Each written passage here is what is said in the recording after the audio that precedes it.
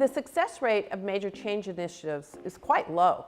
It's actually 54% of all change initiatives are successful. It's a very low number. The top reason change initiatives fail is something we call change fatigue. It means too many change initiatives without prioritization. The second reason is the CEO and his or her top team are just dictating what should change. What is this change program about? That actually doesn't work very often.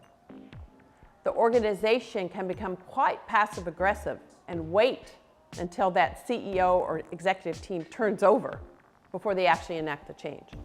The biggest mistake change managers make is thinking that communications is the same as engagement.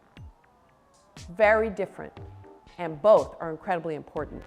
The impact of poor organizational change management is actually threefold.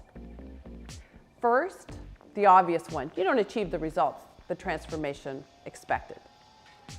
Second, you've wasted a lot of resources, time, people, money.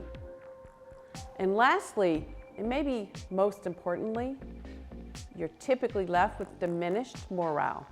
The other thing that change managers do is believe that communications, maybe some training, and changing reward systems is enough to move an organization to a new place, and it's not.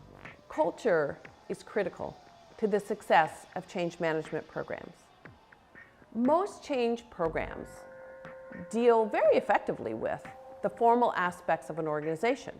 This could be decision rights, process flows, structure, performance management system. But the definition of culture is how things get done around here. And that is as much influenced by the formal aspects as it is from how someone thinks, believes, acts, and feels. So you have to deal with the cultural aspect or you won't impact the change in the way you want. Change managers should address culture by first focusing on the cultural strengths.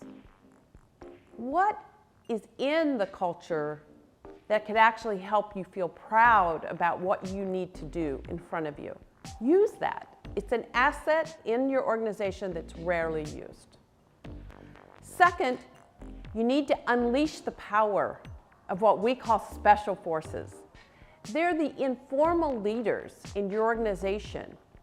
Sometimes they have a position in management, sometimes they don't.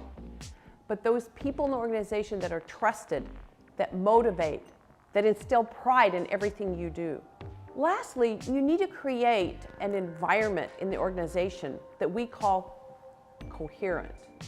That means if you're any one employee in the organization, every signal that the organization sends you, whether it's from your manager, it's from an email, it's from a speech, it's from a town hall, create coherence. I get it. I know what I need to do to make this happen. And nobody's sending me a message that says don't do it that way. The ideal change management team should have multiple entities engaged.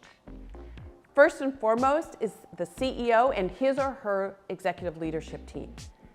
They not only need to understand the change program, they need to start acting in different ways that's very visible to the rest of the organization. You also need the middle managers, respected middle managers. Again, showing that they themselves are going to do things differently. And that because before you can ask your team to do that, you need to be able to walk in those shoes. And it's critical to engage the front line. Team members, supervisors, typically the face to your customers, incredibly important that they're part of this change team. And lastly, and very importantly, are the culture and change experts in your organization. They need to be there to be the counselors, to ensure the program happens, and to give that expert advice.